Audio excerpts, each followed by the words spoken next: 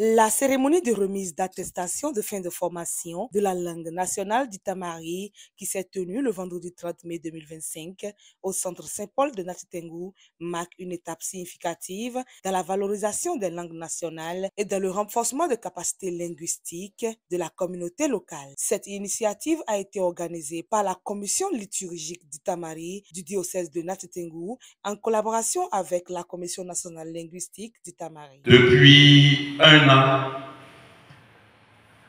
animateurs et catéchistes au nombre de près de la cinquantaine se rassemblent en ce haut lieu de formation du centre Saint-Paul pour pouvoir apprendre à lire et à écrire en langue dite Tamari.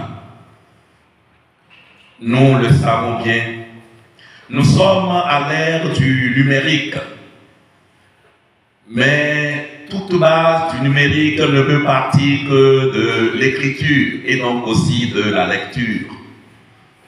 Il était donc très important de mettre tous nos catéchistes et animateurs dans le bain de ce qui est désormais la nécessité dans le cadre de la formation en tout genre dans la société dans laquelle nous vivons aujourd'hui. Elle a visé à former une cinquantaine d'hommes et de femmes, animateurs et maîtres catéchistes dans l'écriture de la langue du Tamari, un pas important vers la préservation et la promotion de cette langue riche en culture. C'est un jour de grande joie pour nous parce que nous allons recevoir nos attestations de fin de formation pour satisfaire un adage populaire qui dit « Après la pluie, c'est le beau temps, c'est le temps de la joie. » Chers pères évêques, mesdames et messieurs, c'est le moment pour nous de vous remercier parce que chacun de vous a contribué à la réussite du présent événement. La formation de ces participants qui ont représenté divers horizons de la communauté témoigne d'une volonté collective. Au cours de l'année, les apprenants ont acquis des compétences non seulement en écriture, mais aussi en compréhension des nuances culturelles et des traditions qui sont inhérentes à la langue. La langue est la première arme que le ciel a donnée à l'homme pour se défendre et pour survivre. Mais cette arme devient fragile lorsqu'elle n'est pas gravée quelque part à travers l'écriture. Prenez donc conscience, mes frères, les jeunes, les filles, que ce que vous faites ici participe d'une grande œuvre historique. Un lectionnaire de dimanche entièrement conçu en langue nationale d'Itamari est désormais disponible pour faciliter la tâche. Cela leur permettra désormais d'être des acteurs clés dans l'enseignement et la diffusion de la langue tout en renforçant leur rôle au sein des paroisses. Nous avons des lectionnaires en Itamari, nos communautés travaillent avec la Sainte Écriture et qui est désormais en langue d'Itamari. Et nous avons constaté qu'il y a très peu de personnes qui arrivent à lire ces documents-là. Et c'est pourquoi nous avons initié d'aider les animateurs de communauté à savoir lire et écrire en Itamari. Comme ça sera plus facile pour eux de lire la parole de Dieu.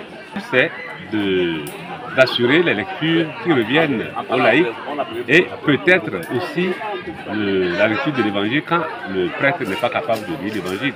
Donc c'est leur rôle essentiel. Leur rôle essentiel, c'est d'être des auxiliaires des prêtres en ce qui concerne la lecture de la parole de Dieu. Il ne suffit pas seulement de savoir lire et écrire, et si on ne lit pas, si on n'écrit pas, on risque de le perdre. Donc savoir lire et écrire d'abord la parole de Dieu, s'atteler à bien lire la parole de Dieu et à la transcrire, et comme je viens de le dire, si possible, de s'intéresser aussi aux contes et aux proverbes et à communiquer les savoirs endogènes chez nous pour que les générations futures ne puissent pas perdre qu'on appelle notre histoire et nos cultures. La cérémonie a été marquée par une messe célébrée avant la remise des attestations. Cet acte liturgique n'a pas seulement eu une dimension religieuse, mais a également symbolisé l'unité et le soutien que la communauté accorde à ceux qui s'engagent dans la préservation de leur langue et de leur culture. La présence des autorités religieuses et des membres de la communauté a rehaussé l'importance de l'événement, soulignant l'adhésion collective et la mission de valorisation de la langue du Tamari. C'est une activité qui relève de la Commission nationale linguistique du Tamari. Et si la communauté catholique, et si l'Église catholique prend en charge la formation et l'alphabétisation de certaines personnes de notre communauté, nous pensons que c'est une partie de notre population qui est ainsi alphabétisée. Et de ce point de vue, cela ne nous apporte que des émotions positives. Les messages ont été clairs. Ils sont allés pendant cet exercice à traduire tous les documents liturgiques d'une année liturgique.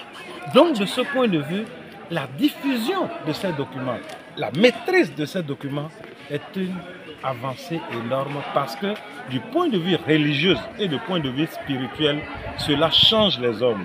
Et quand vous changez l'homme, vous êtes sûr que vous allez changer la façon de vivre, vous allez changer la société, vous allez changer le pays. Donc pour nous, sincèrement, c'est une fierté. On invite les récipiendaires et on invite les organisateurs à faire tout possible pour multiplier de ces rendez-vous de formation et d'action de développement.